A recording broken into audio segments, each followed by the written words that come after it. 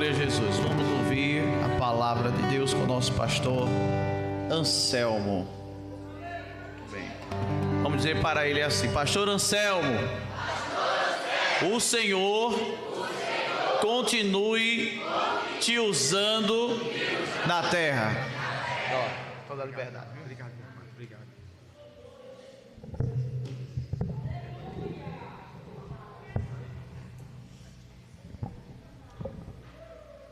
Saúde a igreja com a paz do Senhor. Dou graças a Deus por essa oportunidade de estarmos aqui, a congregação da Assembleia de Deus de Jardim Veneza. Eu e minha esposa Eliane, que está ali sentada. Dou graças a Deus também pelo convite a nós formulado pela irmã, esqueço o nome dela, mas na pessoa, irmã Graça, na pessoa do pastor local. E dizer à igreja que nós estarmos aqui é um prazer. Estamos retornando, já estivemos aqui outras vezes, mas estarmos na casa de Deus e aqui neste local é um prazer. Viemos com muita satisfação cooperar com esse trabalho. Paulo diz assim, ele usa a expressão: nós somos cooperadores de Deus e vós lavoura de Deus, né?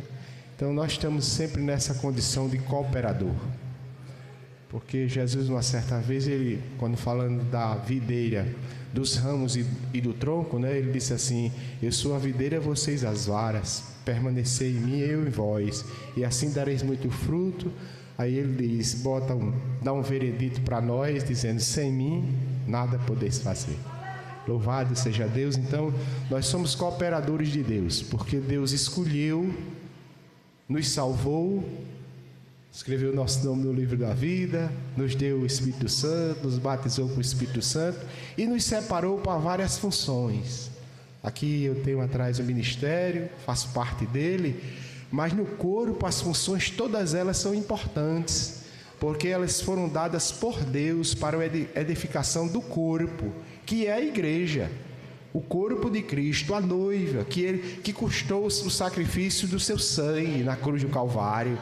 Jesus morreu por nós, independente daquilo que nós exerçamos para Ele na igreja, Ele morreu por nós. Ele nos viu mortos nos nossos delitos e pecados e mesmo assim foi à cruz para nos resgatar. Paulo, entendendo o amor de Deus e expressando aos romanos, ele diz assim: Deus prova o seu amor para conosco em que Cristo Jesus morreu por nós, sendo nós ainda pecadores. Nós estávamos distantes, nem pensávamos nele. A Bíblia, tem uma expressão no Evangelho de João, que ele diz assim, ele fala da questão de ser deixado pelos homens, ele diz: mas eu não estou só, o Pai sempre está comigo, porque eu faço sempre o que Ele agrada.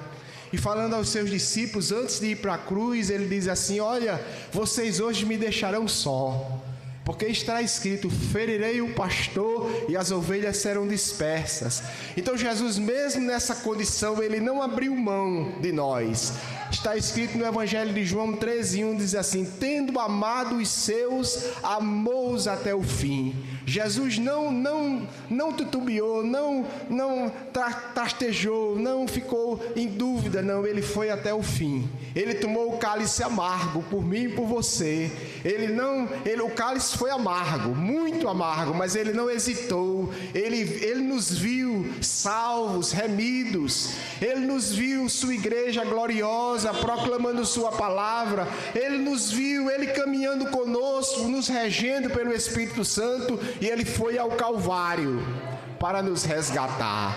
E Pedro, em Atos dos Apóstolos, ele diz assim: não era possível que a morte detesse o príncipe da vida. E o próprio Jesus disse uma certa vez: ninguém tira a minha vida de mim, eu tenho poder para dar e poder para tomá-la novamente. Ele não morreu como um mártir, como alguém que foi fruto de uma armação, de uma estratégia, não. Jesus morreu porque ele quis dar a sua vida pela sua igreja, pelos que ele um dia iria chamar e ia trazer de volta para Deus. Então por isso nós somos imensamente gratos a Deus por isso, porque o Senhor nos amou. Não é? Louvado seja Deus, apesar das nossas fraquezas e limitações, louvado seja o nome de Jesus. Mas, meus irmãos, o culto é um culto da família, e eu gostaria de ler um texto que está no Evangelho segundo escreveu São Mateus, capítulo 7, versículo do 24 até o 27. Um texto muito conhecido da igreja, mas nós vamos meditar um pouco nele nesta noite. Evangelho segundo escreveu São Mateus, capítulo 7, versículo do 24 ao 27. Todo aquele, pois, que escuta estas minhas palavras e as pratica, assemelhá-lo-ei ao homem prudente, que edificou a sua casa sobre a rocha. E desceu a chuva, e correram rios, e assopraram ventos, e combateram aquela casa, e não caiu, porque estava edificada sobre a rocha. E aquele que ouve estas minhas palavras, e não as cumpre, e as não cumpre, compará-lo-ei ao homem insensato, que edificou a sua casa sobre a areia.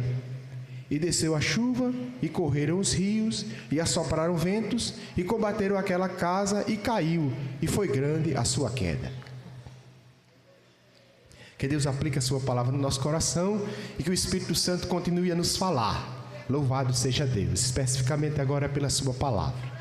Meus irmãos, essa palavra, ela praticamente está no término do Sermão do Monte, né? O Sermão da Montanha começa lá no capítulo 5 de Mateus, e Jesus começa a traçar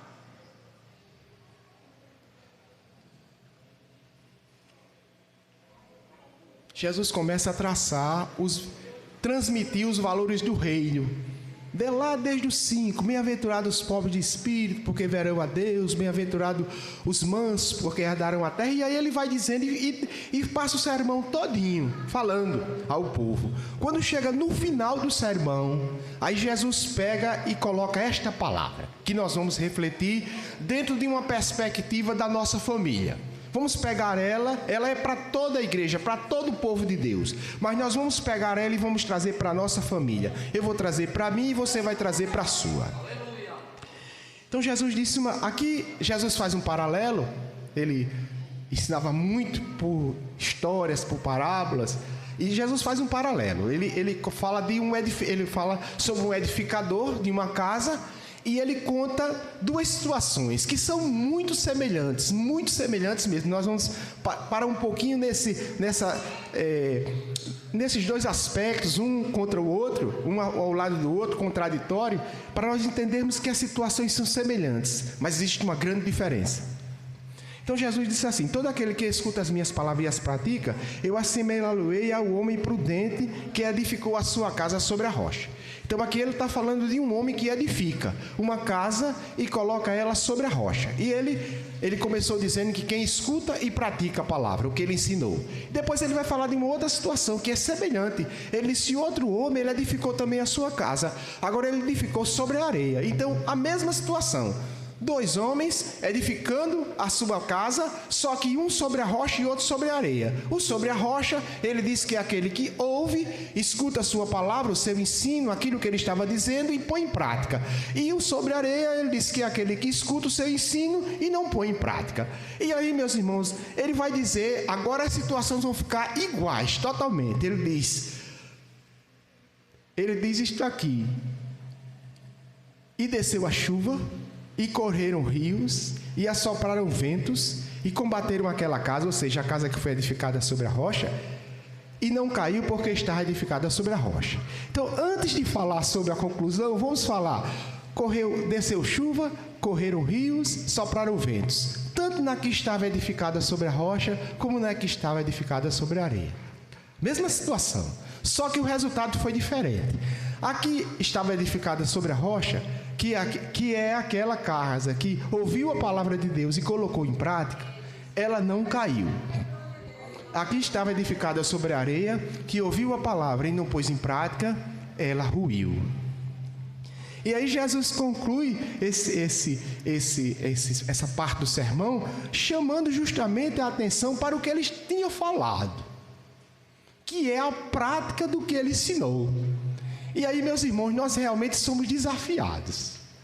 Porque eu estava meditando uns dias atrás sobre o que Jesus falou com relação no capítulo 8 de João, aos discípulos, versículo 31, o texto diz assim: dizia, pois, Jesus aos que creram nele: se vós permanecerdes na minha palavra, verdadeiramente sereis meus discípulos.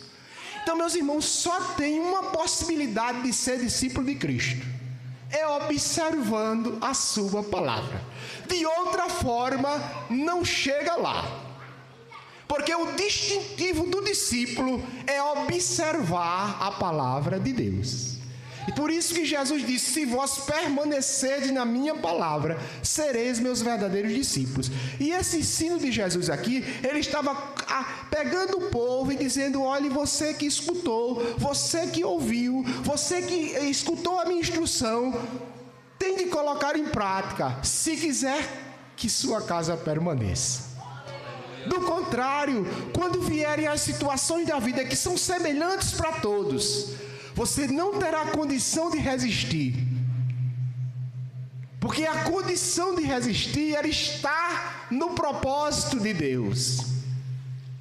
Quando Deus manda Josué e diz para Josué: Josué, meu servo Moisés é morto, levanta-te, eu vou ser contigo como fui com ele, tenho dado todo onde pisei a planta do teu pé, eu tenho te dado, não vão conseguir te resistir, eu vou ser contigo. Mas Deus diz algo a Josué, uma receita muito pequena, mas que era a essência para Josué ter êxito. Ele disse: Josué, não se aparte da tua boca o livro desta lei, antes medita nele dia e noite, para que tenhas o cuidado de fazer conforme tudo quanto nele está escrito. Então tu farás prosperar o teu caminho e prudentemente te conduzirás. Então a receita para Josué era: Josué, mantenha-se obediente à minha palavra. Você terá vitória sobre todos os seus inimigos, como Josué realmente teve, mas porque ele manteve-se na obediência à palavra de Deus. E para nós, meus irmãos, não é diferente. É desafiador, sim, porque nós somos seres humanos, limitados. No entanto, Paulo, ele fala muito sobre a graça de Deus, e nós sabemos que o termo graça, ele significa favor imerecido. Então, eu não mereço, mas Deus me dá. A graça de Deus é suficiente para me dar condições de fazer aquilo para o que Ele me manda. Se Ele me manda fazer algo, eu tenho condições de fazê-lo, não porque há virtude em mim, mas porque a graça está sobre minha vida e sobre a vida dos irmãos, e é possível realizar o que Ele mandou. De todo jeito, não, há um preço, porque logicamente que andar no que Deus quer implica em consequências. Mas tem uma coisa: quando nós cumprimos o que Ele diz, há segurança. A chuva cai, os rios correm, o vento sopra, mas a casa permanece de pé, como naquele hino. A casa permanece porque ela está estabelecida em fundamento sólido. A observância da palavra de Deus é um fundamento sólido. Ela não sai do lugar, porque a palavra é eterna. Quando ela alcança a nossa vida de tal forma que ela vai para todos os aspectos em que eu vivo, ela me dá a segurança, porque eu estou na palavra do eterno. Na palavra que Isaías, vendo lá no capítulo 40, ele disse: seca-se a erva e cai a sua flor, mas a palavra de Deus permanece para sempre. E ele, antes de dizer isso, ele diz: o homem é erva e a glória do homem é a sua erva, ou seja, o homem e a sua obra, a erva e flor da erva. Aí ele diz: a erva e a flor da erva murcham, mas a palavra do Senhor, ela permanece. Então, meus irmãos, daí a importância. Quando eu falei de trazermos para a família isso, é porque o nosso lar, ele tem de estar dentro de princípios da palavra, não tem outra saída. Por exemplo, eu na minha condição, eu sou esposo de Eliane, pai de filhos. Então Jesus me chamou para líder da família, então eu tenho de me enquadrar no padrão que Ele deixou. Não tem saída. Se eu quiser êxito, não tem saída, meus irmãos. Aí as mulheres, não tem saída. Se quiser êxito, se enquadre no padrão da palavra. Porque quando nós nos enquadramos no padrão da palavra, há solidez. O ser espiritual, que é quem comanda, porque o externo ele é comandado pelo interno. Não fique assim achando que o externo ele é comandado pelo interno. Primeiro, a decisão nasce dentro para depois se expor com ações. Um saudoso pastor Ferreira, não o que foi presidente da convenção, não, João Ferreira, que ele gostava muito de louvar a Deus, o pai de Eunice Ferreira, ele dizia assim: olhe, meus irmãos, eu estava no meio, por isso vou citar, ele dizia: olha, todo ato ruim, por mais perverso que ele seja, ele começa com um pensamento, um único pensamento, mas ele encontra a guarita no homem interior e começa a agir, a ser cultivado, e daí a ação. O contrário é muito mais verdadeiro, se é que eu posso usar isso é um pleonasmo, mas o contrário é muito mais eficaz, porque a ação de Deus dentro de nós, ela conduz o exterior. Há uma expressão de Efésios que nós usamos muito ela, que diz assim: Deus é poderoso para fazer infinitamente mais, além daquilo que pedimos ou pensamos, segundo o poder que em nós opera. E esse texto ele é usado muito assim, para os feitos de Deus na nossa vida, as proezas. Mas se nós formos analisar o texto, meus irmãos, ele não está falando num poder fora, ele está falando no poder que em nós opera, dentro, no homem interior, no ser interior, o ser que emana tudo o que nós fazemos. Quando esta palavra ela está aí, ela está governando, aí, meus irmãos, a segurança. O adversário ele luta, ele peleja, ele inflige sofrimento, mas ele não consegue tirar do rumo, porque está sendo regido pelo eterno.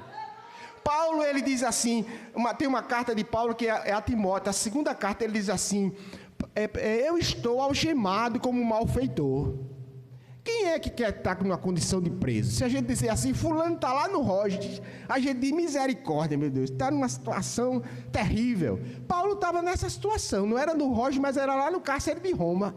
Mas Paulo diz uma coisa interessante sobre a palavra, ele diz assim: mas a palavra de Deus, ela não se deixa aprisionar. Está dando alguma coisa no microfone, mas tudo bem. Ela não se deixa aprisionar. Ela tem livre curso. Ela tem livre curso, meus irmãos. Quando quando nós estamos estabelecidos nela, a coisa anda. Alguém diz não anda. Anda sim. Porque o próprio Jesus que disse isso para nós, ele disse: passarão os céus e a terra, mas as minhas palavras não vão de passar. E com relação à lei, ele diz assim: até que o sol e a terra passe, nem um jota, nem um tio da lei cai.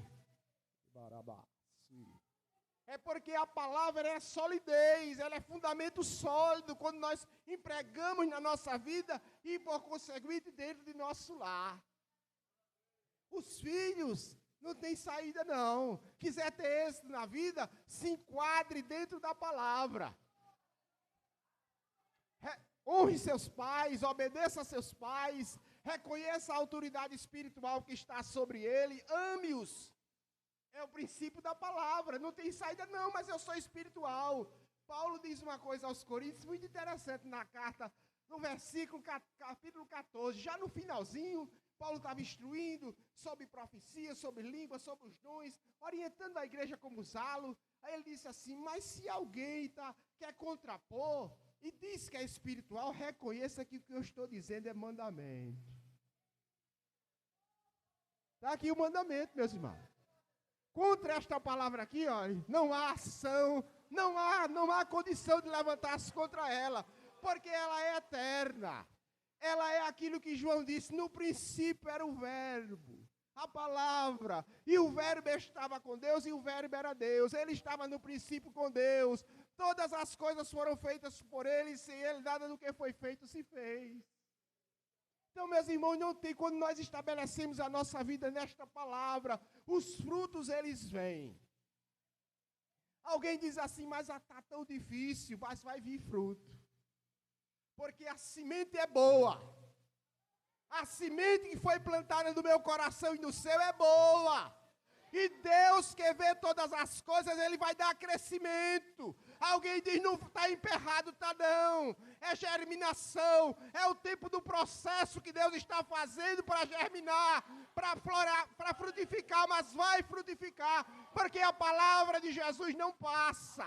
A palavra de Deus, ela permanece. Lá em Jeremias, Deus quis mostrar a veracidade da palavra Jeremias, porque Jeremias iria enfrentar uma situação muito difícil, um ministério profético muito perseguido. Ele disse, Jeremias, o que é que tu estás vendo nessa visão que eu estou te dando? O texto não diz isso, mas Deus pergunta, o que é que você está vendo, Jeremias? Jeremias disse, sim, eu estou vendo uma vara de amendoeira. E Deus diz assim para ele, Jeremias, tu viste bem, porque eu velo pela minha palavra, para cumprir. Eu velo. Porque Jeremias ia enfrentar muitos embates, meus irmãos, mas Deus estava dando uma testada. Disse, ó Jeremias, pode ficar certo que isso que eu estou lhe dizendo é verdadeiro. O que eu lhe disse, eu vou cumprir na íntegra. Moisés estava sendo enviado para o Egito. Aí Moisés está em um ministério dificílimo, faraó, essa coisa toda. Deus disse, olha Moisés, eu vou te dar um sinal de que eu estou te mandando. Tu vai lá, mas tu vai voltar e vai me servir nesse monte. Talvez Moisés disse, vai ser fácil, eu vou lá, dou um jeitinho, tal, resolvo. Ora, meus irmãos, tinha 10 pragas pela frente, tinha um faraó duro, mais duro do que ferro, do que aço. Mas o Deus vivo disse a Moisés, Moisés, você vai saber que eu lhe enviei, porque você vai lá, e vai voltar e vai me servir nesse monte. A palavra cumpriu-se na íntegra, meus irmãos. Porque Deus não brinca. A Bíblia diz que é impossível que Deus minta. Lá em Números 23, 19, diz assim, Deus não é homem para que minta, nem filho do homem para que se arrependa. Diria e não faria, falaria e não confirmaria. Então Deus não fala para não cumprir. Há uma expressão de Deuteronômio que Deus instruindo o povo por Moisés disse assim, olha, como é que nós vamos saber que a palavra é do Senhor? Se é do Senhor, se não é. Aí Deus disse assim, olhe, através de Moisés, disse, se a palavra não se cumprir, essa palavra eu não falei. Ei, camarabá. Se a palavra não se cumprir, eu não falei. Por quê? Porque Deus cumpre a sua palavra. Ele vela pela sua palavra para cumprir, meus irmãos. Isso aqui eu gosto sempre de dizer, não é história com E, não. Isso é história com H. Calcado na vida. Calcado no dia a dia, no trabalho, na igreja, em casa, na escola. É calcado assim. Foi isso que Paulo disse lá aos Gálatas, quando ele disse assim, ninguém me inquiete, porque eu trago no meu corpo as marcas de Cristo. Paulo já estava andado um pouco, e uma vez eu estava refletindo nesse texto, eu pensei muito no agricultor, já de idade, com 70 anos, que arou muito tempo a terra, desde jovem. Gente, olha para a pele dele, é uma pele endurecida, tem algumas ceratoses, e você vê que aquilo ali é fruto do trabalho. Esse evangelho não é diferente. Ele é posto na vida. Esse Jesus que me chamou e lhe chamou, Ele não chamou a gente para ser propagandista, não. Ele chamou a gente para anunciar a sua palavra e viver por ela. Anuncia e vive. Anuncia e vive. Só funciona se for assim. Se for de outra forma, vai haver detrimento. Grave isso, se for de outra forma, vai haver detrimento, porque não há observância da palavra, mas se houver observância, vai ter vitória. Uma certa vez Jesus estava perto já de partir, e Jesus ia celebrar a Páscoa, né? E ele disse para os discípulos assim, ó, e vocês vão sair daqui, quando vocês chegarem em determinado local, vocês vão encontrar um homem com um vaso, que era difícil isso, os historiadores dizem que só as mulheres carregavam o vaso. Eles, vocês vão encontrar um homem carregando um vaso, você pode acompanhar ele. Quando ele entrar na casa, você chega lá e pergunta, onde é que o mestre vai comer eu vou comer a Páscoa com meus discípulos. Oxente, os discípulos saíram, não deu outra não. Quando chegou o homem, acompanha ele. A palavra, acompanha. E aí? Pronto, está aqui, pode preparar. Porque a Bíblia diz que nunca houve engano na boca de Jesus. Ele não disse para não fazer. Às vezes eu, na minha pequena, eu digo, Senhor, e agora? Está demorando. Jesus, tenha misericórdia, eu estou quase me acabando. Mas ele não está preocupado porque ele vai cumprir. Ei, camarada. Ele vai cumprir, você vai ver que ele vai cumprir. Ele vai cumprir porque ele é fiel. Paulo disse assim, ainda que nós sejamos infiéis, ele permanece fiel, não pode negar-se a si mesmo. É da sua natureza. A natureza de Jesus, ela é fiel. Jesus não faz conserto para não cumprir. O que acontece muitas vezes é que nós saímos da posição. E às vezes, nessa saída, retardamos. Mas o Senhor, ele é fiel. Ele não deixa de fazer o que nos promete. Nós podemos confiar. Paulo, quando ele queria falar sobre a salvação, e ele queria enfatizar, ele disse, olha, esta é uma palavra fiel e digna de toda aceitação, porque Cristo Jesus veio ao mundo para salvar os pecadores, e que eu sou o principal. O que era que Paulo queria dizer? Ele queria dizer, olha, escute, essa palavra é verdadeira. Essa palavra não é história como é, não é história calcada lá no Calvário. Ele palmilhou aquela rua sangrando para ir à cruz. Ele chegou lá e deu o brado, está tudo consumado, Pai, nas tuas mãos entrego o meu espírito. E ao terceiro dia ele ressuscitou e disse lá em Apocalipse, eu estou vivo para todo sempre. Louvado seja Deus. E ele está na igreja, está conosco, porque ele disse, eis que eu estou convosco todos os dias, até a consumação dos séculos. É por isso que muitas vezes o crente, às vezes ele fica assim, Jesus, me ajude. Moisés, quando estava diante da sarça, ele ficou assim meio, não da sarça, mas quando ele viu a glória de Deus, ele disse, eu fiquei todo tremendo. Eu estou todo tremendo. Mas por quê? É porque Deus é Deus. Ele nos ama, nos entende, mas não deixa de ser Deus.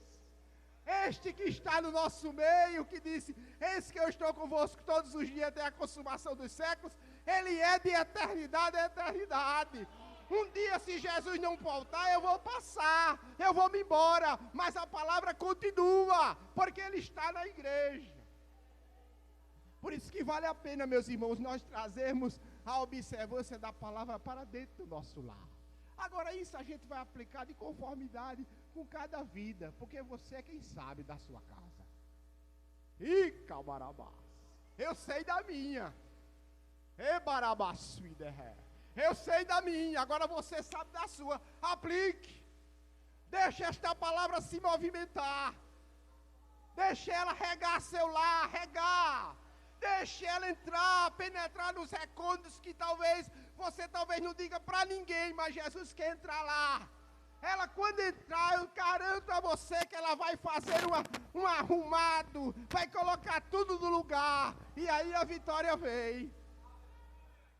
Alguém vai dizer assim, mas rapaz, como é que pode? Ele estava quase morto. Como é que ele está aqui? Mas é porque ele não entende o processo.